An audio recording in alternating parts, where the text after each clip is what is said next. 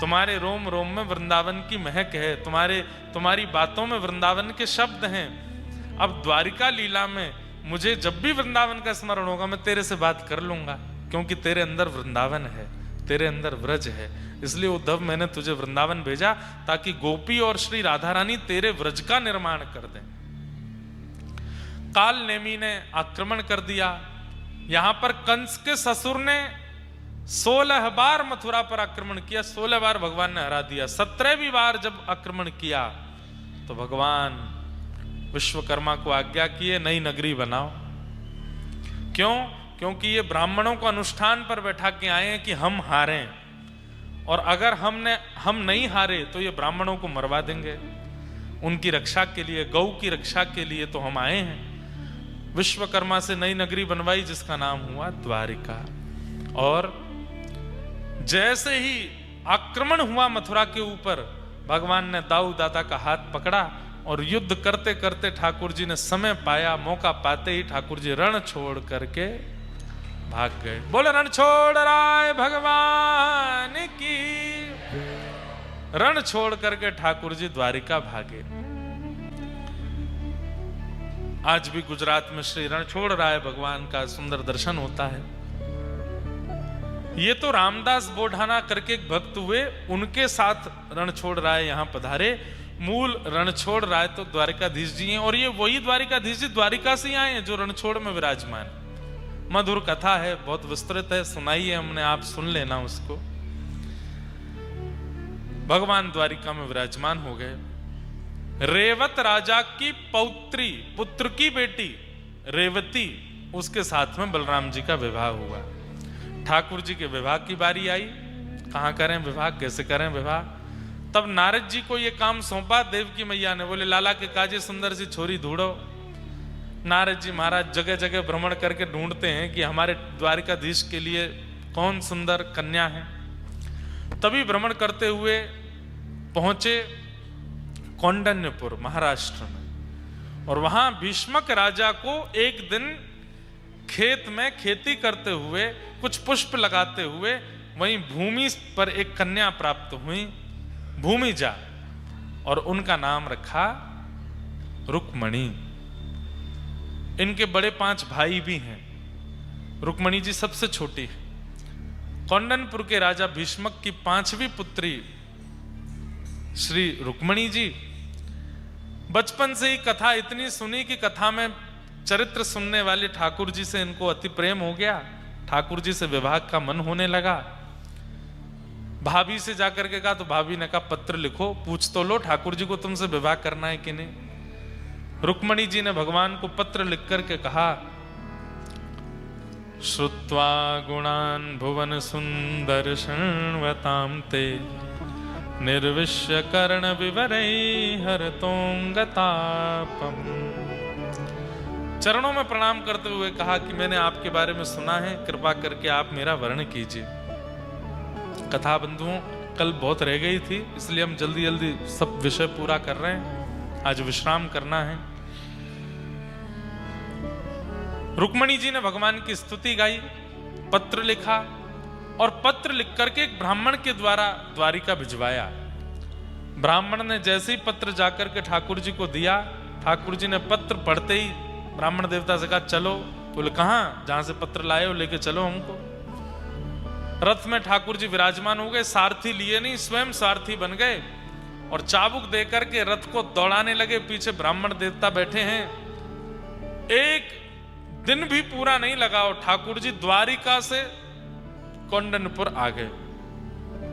रुक्मणी जी देवी पूजन के लिए जा रही थीं, तभी ब्राह्मण देवता मिले। रुक्मणी जी ने कहा आप अभी तक पत्र लेकर के नहीं गए? ब्राह्मण देवता बोले हम गए और दुल्हा को लेकर के भी आ गए। बोले इतनी जल्दी? द्वारिका तो इतनी दूर है। बोले आप जितनी व्याकुल थी उनसे ब्याह करने के लिए, आपसे ज्यादा तो हमको लगा कि वो व्याकुल है। उनने तो पत्र पढ़ते ही घर में भी किसी को नहीं बताया, सीधे रथ में हमको बैठा के लिए आए हैं ब्याह करने के लिए। कहाँ हैं? बोले ब्रह्मा जी से श्रृंगार करवा रहे हैं अपना। मंदिर के पीछे ठाकुर जी को श्रृंगार है, रो ब्रह्मा जी श्रृंगार कर रहे हैं ठाकुर जी का। अभी तक रुक्मणी जी ने ठाकुर जी को देखा नहीं है। रुक्मणी जी देवी पूजा के लिए गईं, प्रणाम करके जैसे ही मंदिर के द्वार पर देखा, आहा, मधुर श्री द्वारिकाधीश जी खड़े हैं। कैसी सुंदर झांकी है, कैसा सुंदर स्वरूप है।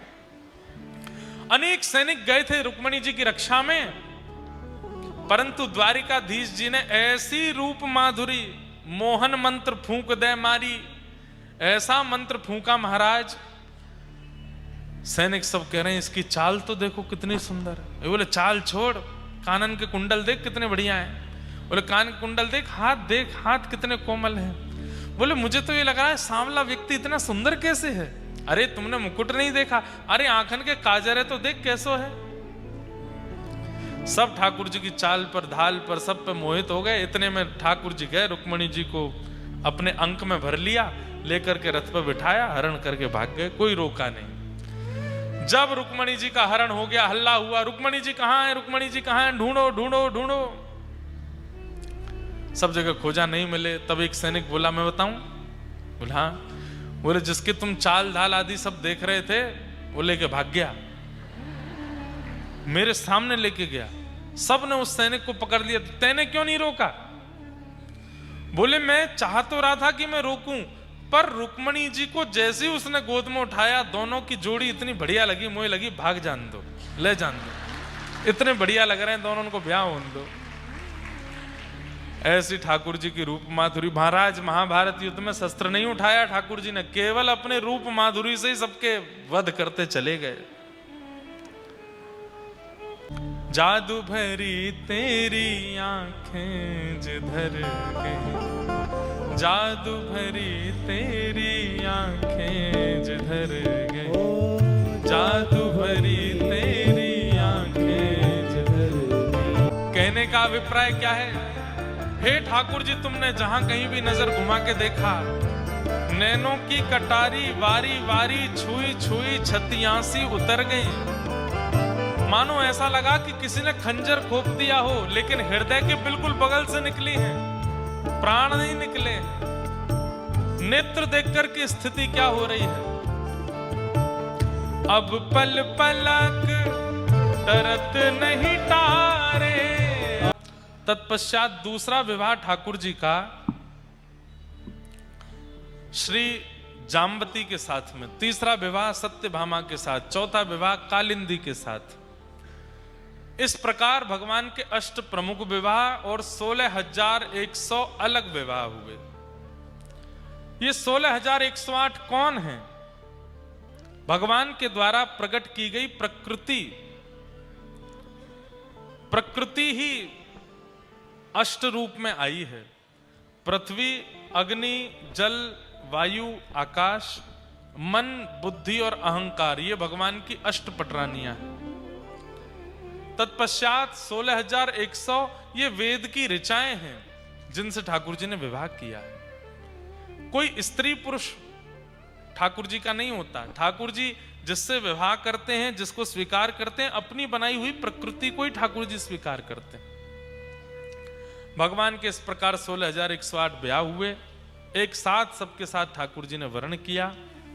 16,108 भवनों का निर्माण करा करके भगवान ने सबको प्रदान किए, और एक एक भवन में ठाकुर जी अलग अलग रूप धारण करके रहते हैं।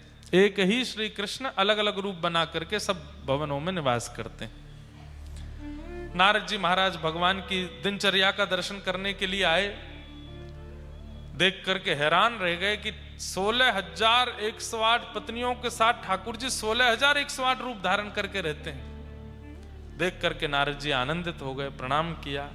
जो लोग अपने सुख के लिए ठाकुर जी पर कभी कभी प्रश्न उठा लेते हैं कि भगवान ने इतने ब्याह किए, हम पर भी कृपा हो जाए तो क्या बुराई है,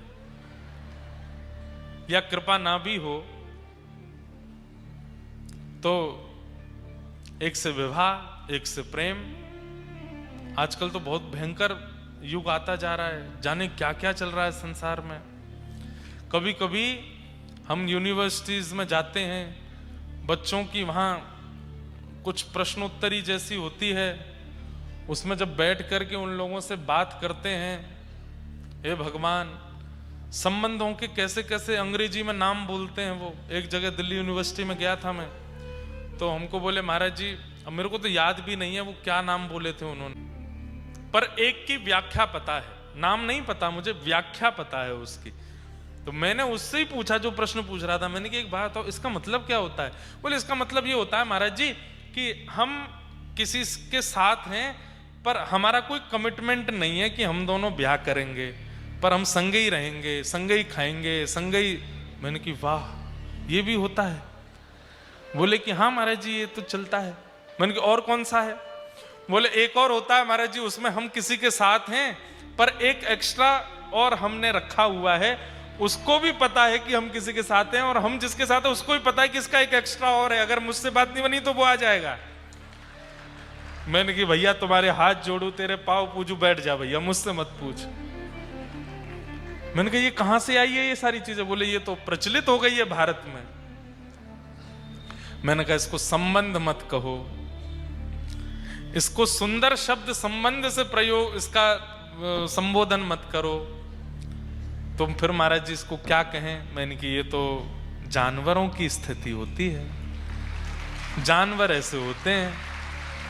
मैंने कि उनकी एक पत्नी नहीं होती, एक पति नहीं होता, सब पत्नी है सब पति हैं, ये तो जानवर होते हैं ऐसे, मानव ऐसे थोड़े ही होते हैं।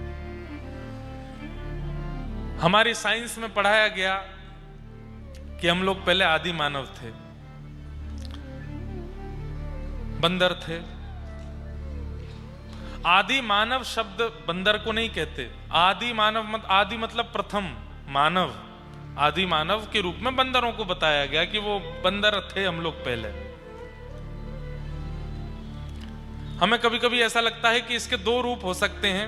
पहला रूप तो श्री हनुमान जी महाराज और उनकी सेना को ही साइंस ने मान लिया होगा कि उन्हीं से हम लोग बनते चले आए, तो शायद वो आदि मानव रहे होंगे। पर दूसरी बात हमको ये लगती है, भागवत जी के अनुसार प्रथम मानव स्वयंभू मनु हैं, जो कि मानव ही हैं। पर हमें ऐसा लगता है कि हम आदि मानव वानर थे नहीं, कुछ समय बाद बन जाएंगे, निर्वस्त्र रहने लग जाएंगे, निर्वस्त्र डोलने लग जाएंगे, किसी को भी पत्नी बना लेंगे, किसी का भी खा लेंगे, कहीं भी बैठ जाएंगे, किसी के साथ भी रह लेंगे, कुछ भी करने लग जाएंगे। आजकल धीरे धीरे ये हो रहा है, लोगों में ये प्रचलन आ रहा है, वस्त्र छोटे होते जा रहे हैं, फटे पुराने वस्त्रों को फैशन मान लिया गया है। धीरे धीरे वो बिना वस्त्रों के घूमना भी एक स्वतंत्रता हो जाएगी, मानवीय स्वतंत्रता है। कोर्ट में केस लड़ा जाएगा, हमें वस्त्र नहीं पहनने, कोर्ट इसकी इजाजत दे। और एक समय आएगा, लेकिन भगवान की कृपा से तब तक हम लोग जीवित नहीं रहेंगे, हम लोगों के बाद ही होगा ये सब। और कोर्ट इस बात को प्रस्तावित कर देगा कि लॉ बन गया है कि वस्त्र पहनना अब आवश्यक नहीं है। बानर थे नहीं, पर हो सकता है कि बन जाएं कुछ समय बाद। तो ये विकृति आती जा रही है संसार में। तुम किस विषय में बता रहे थे इस बात को कि लोगों के मन में आता है कि हम ठाकुर जी की तरह विवाह कर लें, इतने संबंध रखें। शर्त है कर लो, संबंध भी बना लो, जितने चाहो कर लो, पर फिर ठाकुर जी ने और जो जो किया वो भी करना पड़ेगा।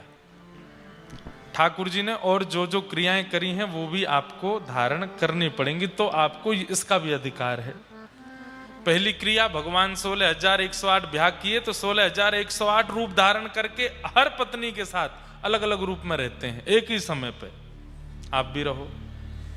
दूसरा, 6 दिन के ठाकुर जी ने विष पिया था पूतना के पयोधर का, एक बूंद अपनी जीभ पर रख लीजिए, अगर जीवित बच गए तो 5 ब्याह हम करा देंगे आपके। ठाकुर जी ने भी तो पिया है। आप कहोगे नहीं विष वाला नहीं, कोई और करवाओ, लाओ 10 किलो 15-20 किलो का पत्थर ले आओ, एक उंगली पर उठा लो, 7 कोस तो बहुत लंबा हो जाएगा, एक 7 किलो का ही उठा लो तो हम आपके करा देंगे ब्याह। हमें जहां अपना मन की बात, ये आजकल के युवा बहुत कुछ करने लगे हैं, श्री किशोरी जी और ठाकुर जी की लीलाओं को सुनकर के किस तरीके से उनको प्रस्तुत करते हैं? नहीं। हमारी तो उनसे भी प्रार्थना, राधा गोरी गोरी भजन पर जो लड़का लड़की अपनी वीडियो बना, सुदामा जी महाराज भगवान के बचपन के सखा हैं। ये व्रजलीला में नहीं है, वो श्रीदामा हैं, वो किशोरी जी के भैया हैं, ये सुदामा है। सुदामा जी सांदीपनी गुरुकुल में मिले हैं ठाकुर जी को और वहां ठाकुर जी के सखा बने हैं। जब वृंदावन की याद आती थी, व्रज की याद आती थी, बहुत व्याकुल होकर के जब व्रज विरह में रोते थे ठाकुर जी, तब सुदामा जी ठाकुर जी को संभालते थे। अरे लाला तू रोवे मत, तू काय को रोवे, तू मोते बात कर ले। ठाकुर जी अपनी सारी बातें सुदामा जी से करते। प्रिया जी कैसे बात करती थी, यशोदा मैया कैसे खिलाती थी, नंद बाबा कैसा व्यवहार करते थे। अपने हृदय की परम वेदना के समय पर ठाकुर जी का सहारा बने श्री सुदामा जी। वर्णन तो ऐसा आता है कि श्री सुदामा जी महाराज जब सांदीपनी गुरुकुल में थे तो ठाकुर जी को प्रसन्न करने के लिए ठाकुर जी से सुने हुए सखाओं के रूप धारण करके आते। सुबल कैसे कपड़े पहनता था, सुदामा जी वैसे कपड़े पहन के आ जाते। श्रीदामा कैसे वस्त्र धारण करता था, वैसे आ जाते। मधुमंगल कैसी बोली बोलता था तो सुदामा जी वैसी बोली बोल करके ठाकुर जी को सुख देते। आज तैयार होकर के आए, बोलने लगे, सुदामा जी बोले, ठाकुर जी बोलते, मोकू तो ऐसा लगी कि मेरो मधुमंगल आगो। ठाकुर जी बिल्कुल, सुदामा जी कोई कमी होने नहीं देते ठाकुर जी को। ठाकुर जी ने उनको अपना परम सखा बना लिया। 3 ही सखा हैं ठाकुर जी के, उद्धव जी, सुदामा जी और अर्जुन। वृंदावन वाले जो हैं वो तो प्राण हैं ठाकुर जी के, पर सखा भगवान के पूरी कृष्ण लीला में 3 ही हैं, उद्धव, सुदामा और अर्जुन। ज्यादा सखा नहीं बनाए ठाकुर जी। आज उन्हीं सुदामा जी की ऐसी स्थिति है, घर में खाने को अन्न नहीं है, पहनने को वस्त्र नहीं है, परिस्थिति अनुकूल नहीं है। पर उस विपरीत परिस्थिति में भी श्री सुदामा जी महाराज ठाकुर जी का स्मरण छोड़ते नहीं। बंधुओं, परिस्थिति के अनुकूल यदि शिकायत होती है वो भक्ति का स्वरूप नहीं होता। अच्छी परिस्थिति है तो ठाकुर जी बहुत अच्छा किया, और बेकार परिस्थिति है तो ठाकुर जी से शिकायतों पर शिकायतें हो रही हैं, ऐसा नहीं। मुझे बता रहे थे कि यहाँ कोटा में बच्चे जब उनको एंट्रेंस चाहिए होता है तो मंदिर जाते हैं, वहां पर लिख करके आते हैं कि हे भगवान हमारा एंट्रेंस करवा देना, हमारे पेपर पास करा देना, हमारे ये करा देना। अच्छी बात है श्रद्धा रखना, किसी शुभ कार्य से पूर्व ठाकुर जी को प्रणाम करना, बड़ों को प्रणाम करना ठीक है, परंतु आप अपने परिश्रम पर ध्यान दो। खूब मन लगा करके अध्ययन कीजिए, और खूब मन लगा करके अध्ययन करने के बाद ठाकुर जी के पास जाओ, नाथ मैंने सब याद किया है, मैंने खूब अध्ययन किया है, आप बस कृपा करना मैं उस समय दुर्बल ना हो जाऊं। जब प्रश्न पत्र मेरे सामने आए उस समय मुझे सब स्मृति में आ जाए, मैं एक्साइटमेंट में या भय में कुछ भूल ना जाऊं, ऐसी कृपा करना नाथ। ये मांगो। ठाकुर जी से ये मत कहो कि नाथ छुट्टियां बहुत मारी, पढ़ाई लिखाई तो करी नहीं, प्रेम व्रेम हो गया था हमको तो उसी में ही लगे रहे, अब फाइनल एंट्रेंस का समय आया है, हे नाथ कुछ कृपा कर देना, पेन में थोड़ी शक्ति जादू सा कर देना। कुछ नहीं होगा।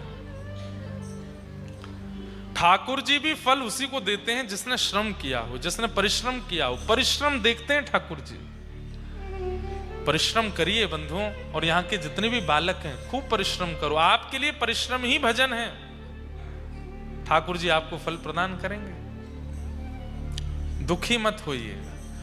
आपने परिश्रम किया, उसके बाद भी सफलता नहीं मिली। पता है कई बालक मजबूर परिवार से आते हैं, ऐसे परिवारों से आते हैं कि वो बालक ही उनकी उम्मीद है, फिर भी वो सफल नहीं हो पाते। उनको बिल्कुल निराश हताश होने की आवश्यकता नहीं है। ठाकुर जी ने कुछ भला सोच के रखा होगा, प्रयास करते रहो। और नहीं तो ये पद गा लिया करो। व्रज के नंद लाला राधा जी के सांवरिया, सब दुख दूर हुए जब तेरा नाम लिया। व्रज के नंद लाला राधा जी के सांवरिया, सब दुख दूर हुए करताल बजा के गाओ। जब तेरा नाम ओ व्रज के नंद लाला राधा जी के सांवरिया, सब दुख दूर हुए जब तेरा नाम लिया। व्रज के राधा जी के सांवरिया, सब दुख दूर हुए जब तेरा नाम। श्री वृंदावन बिहारी लाल की।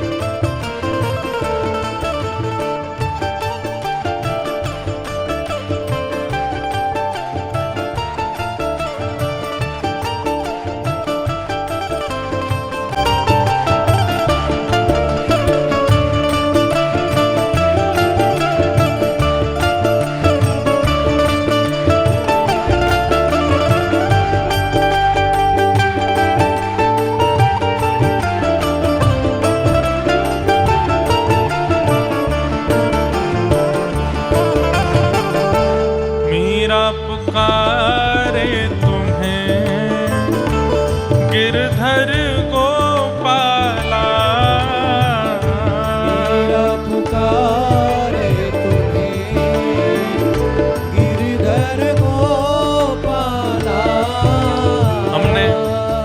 मुझे अभी अभी याद आया कि एक दिन बीच में कहा था कि हम मीराबाई का थोड़ा प्रसंग सुनाएंगे, पर इस बार तो रह गया। अगली बार जब कोटा आएंगे तो मीरा चरित्र सुनाएंगे जरूर। आप लोग हमारी तरफ से बाई साहब को प्रणाम करना। अभी चंडीगढ़ में कथा थी, वहां मीरा चरित्र पर ही 7 दिन कथा रही, लेकिन इस बार इतना विस्तार नहीं कर पाए उस भाव का। पर अभी मीराबाई को वैसे ही प्रणाम कर लेंगे।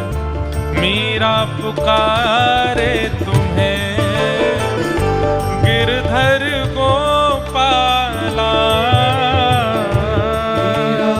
विष का भरा प्याला कौन डुबाए उसे,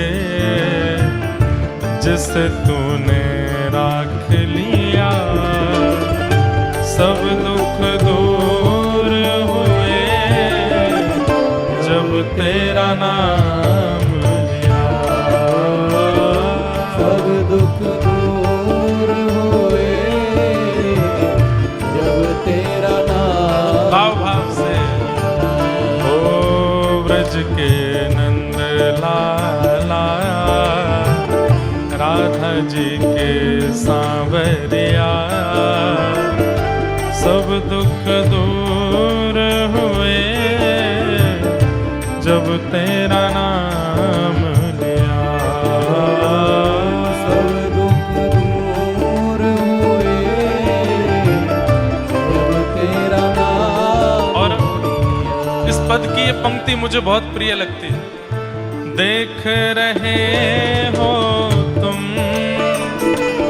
मेरे दुखड़े सारे, देख रहे हो तुम मेरे दुखड़े सारे। देख रहे हो तुम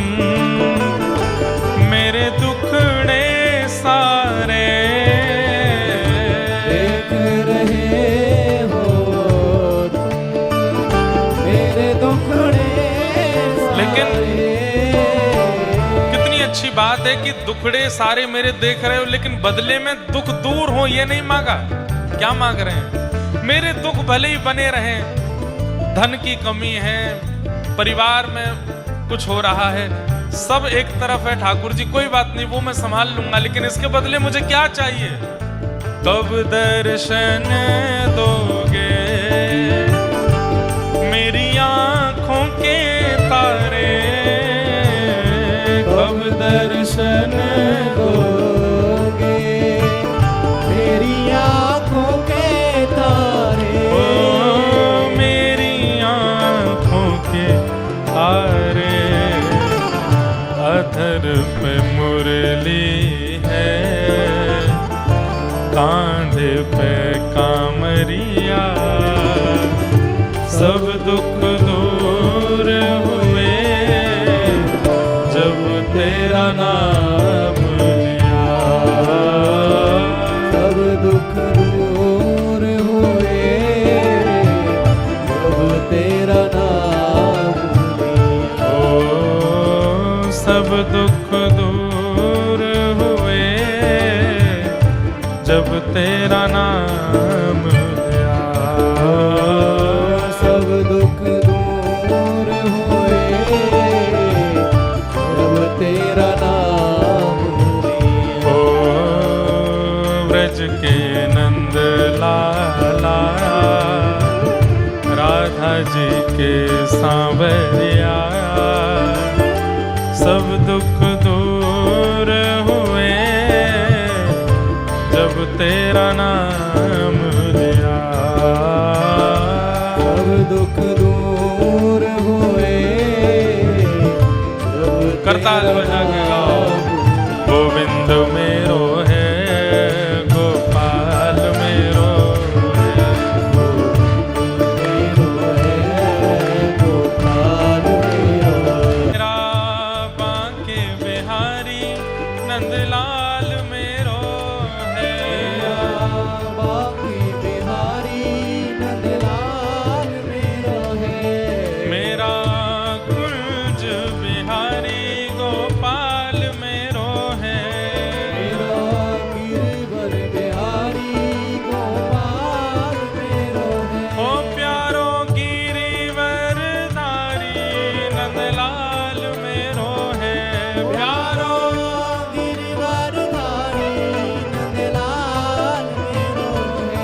मथुराधीश बिहारी गोपाल मेरो है। मथुराधीश बिहारी गोपाल मेरो हे है। गोविंद मेरो है, गोपाल मेरो है। गोविंद मेरो है गोपाल मेरो हे है। गोविंद मेरो है, गोपाल मेरो है। गोविंद मेरो है गोपाल मेरो है। राधा रमण बिहारी नंदलाल मेरो है। राधा रमण बिहारी नंदलाल मेरो है। राधा वल्लभ बिहारी नंदलाल मेरो है। राधा वल्लभ बिहारी गोपाल मेरो है। ओ प्यारो गिरिवर धारी गोपाल मेरो है। प्यारो गिरवर धारी गोपाल मेरो है। हाँ सेवा कुंज बिहारी नंदलाल मेरो है। सेवा कुंज बिहारी गोपाल मेरो है। हे गोविंद मेरो है, गोपाल मेरो है। गोविंद मेरो है गोपाल मेरो है। हे गोविंद मेरो है, गोपाल मेरो है। गोपाल मेरो है। जगन्नाथ बिहारी नंदलाल मेरो है। जगन्नाथ बिहारी गोपाल मेरो है। द्वारिकानाथ बिहारी गोपाल मेरो है। नाथ बिहारी गोपाल मेरो है। ओ बद्रीनाथ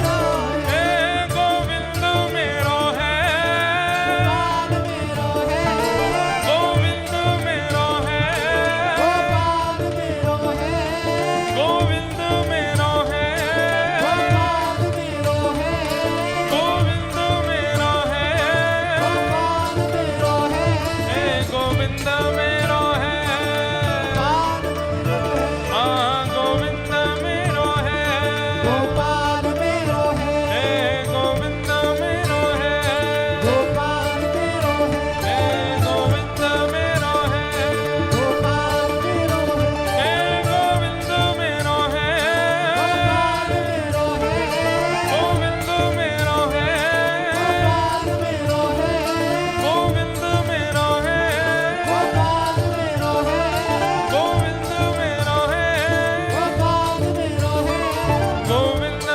है, गोपाल मेरो है, हे गोविंद मेरो है, गोपाल मेरो है, हाँ गोविंद मेरो है, गोपाल मेरो है, हे गोविंद मेरो है, गोपाल मेरो है, हे गोविंद मेरो है, गोपाल मेरो है, हाँ गोविंद मेरो है, गोपाल मेरो है, हे गोविंद मेरो है, गोपाल मेरो है, हे गोविंद मेरो है, गोपाल मेरो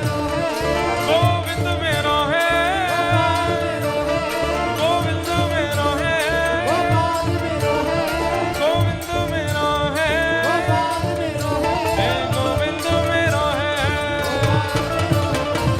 मेरो है, गोविंद मेरो है,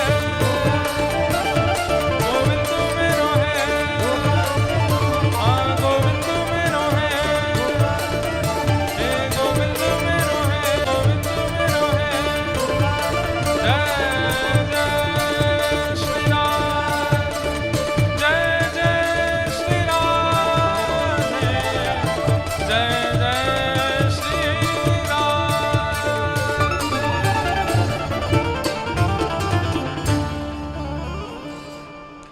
सब दुख दूर हुए जब तेरा नाम लिया, सब दुख दूर हुए जब तेरा। ऐसे श्री सुदामा जी महाराज ठाकुर जी का स्मरण करते हैं, हर स्थिति में ठाकुर जी के स्मरण में रहते हैं। जीवन में आने वाले संकट काल सब सुदामा जी महाराज को सुखदायी लगते हैं।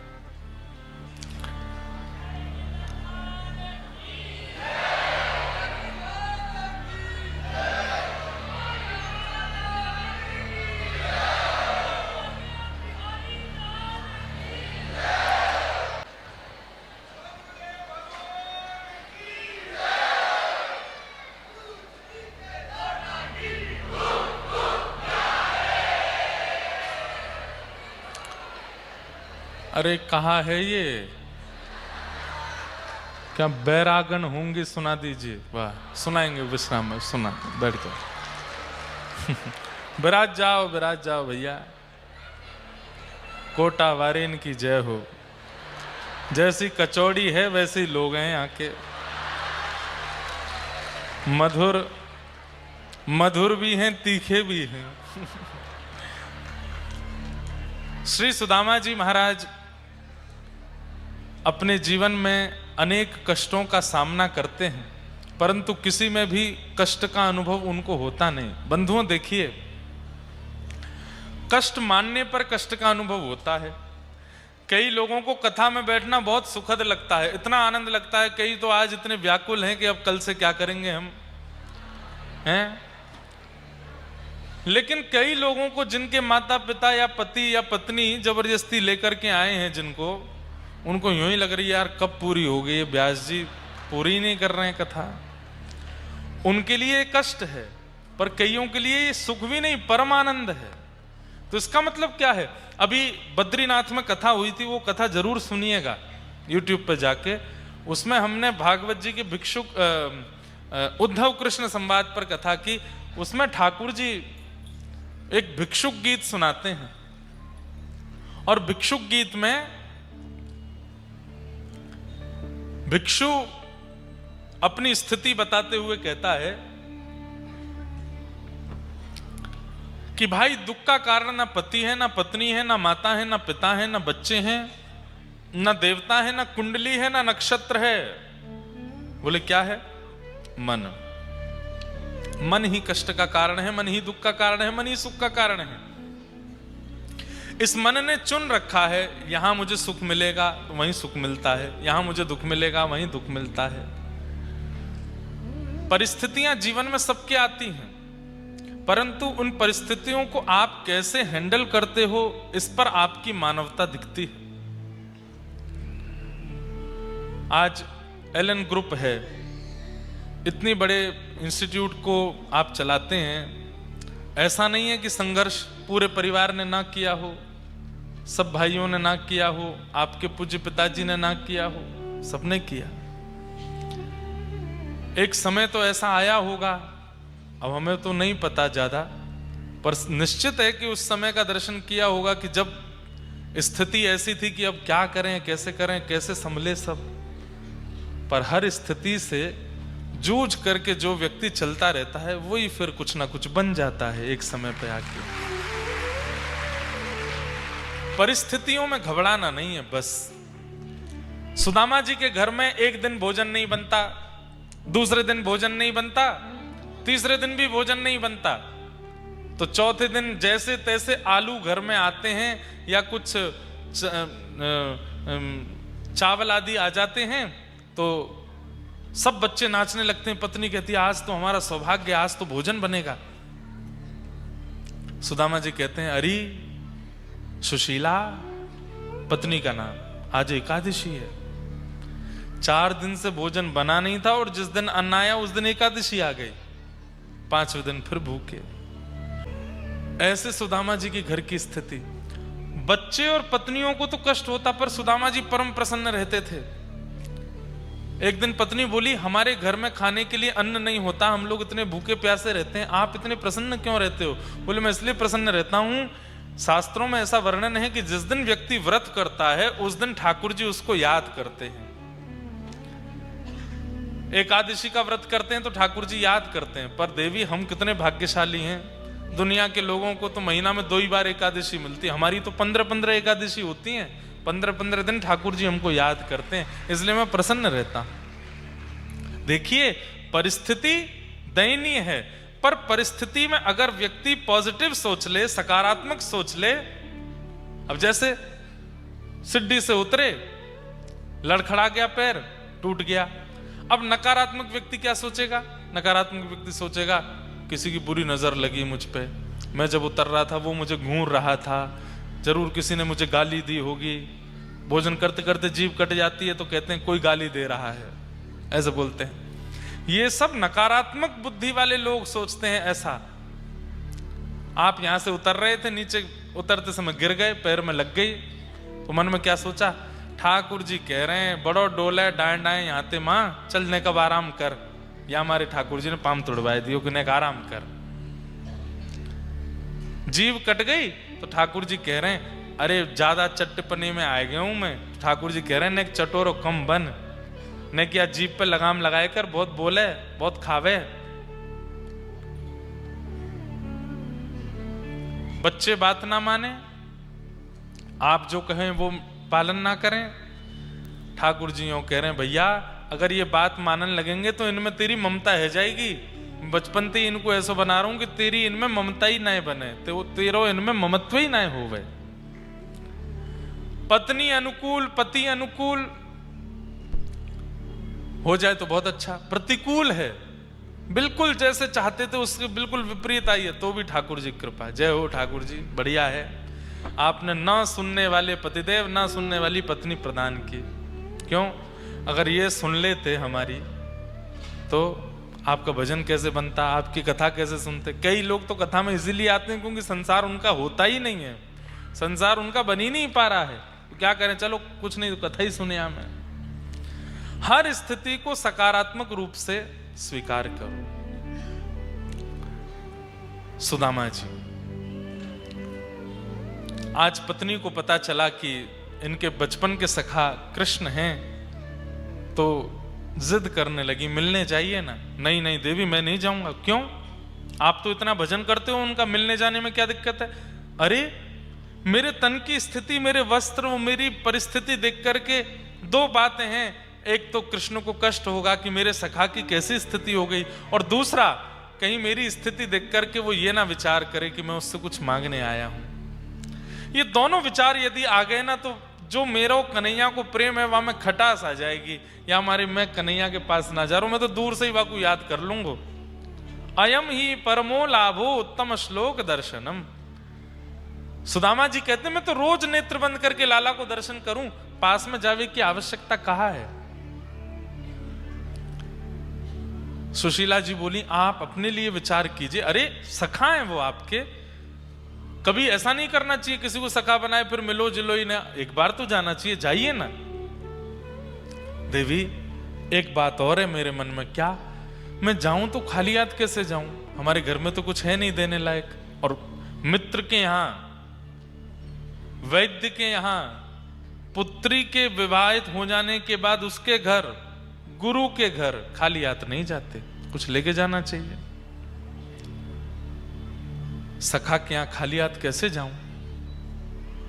सुशीला गई, कुछ घरों से कुछ चावल मांग लाई, एक पोटली बना दिया, जानबूझ करके अलग अलग घर से लेकर के आई। चाहती तो एक ही घर से पोटली बन सकती थी, जानबूझ करके लेके आई कि अलग अलग चावल होंगे तो कृष्ण देखेंगे तो उन्हें पता चल जाएगा कि एक भी सुदामा के नहीं है। फटी पोटली में धर दिए। मन तो नहीं है सुदामा जी का, लेकिन जिद करके सुशीला जी ने भेज दिया। बंधुओं, एक ही गुरु के दो शिष्य, एक कृष्ण एक सुदामा, एक सोने की नगरी द्वारिका के राजा और एक टूटी हुई झोपड़ी में रहने वाले सुदामा। ऐसा क्यों? क्या गुरु कृपा में कोई कमी है? नहीं, गुरु कृपा में कोई कमी नहीं है। भृगु ऋषि आए थे एक बार सांदीपनी गुरुकुल में भिक्षा मांगने के लिए, और तभी गुरु मां थी घर गुरुकुल में। उन्होंने मन में विचार किया कि ये तो ऋषि हैं, इनको तो सब जगह से भिक्षा प्राप्त हो जाएगी, पर गुरुकुल में जो सामग्री है वो तो बच्चों के लिए है, विद्यार्थियों के लिए है। तो उन्होंने ऐसा कह दिया, गुरुदेव आज कहीं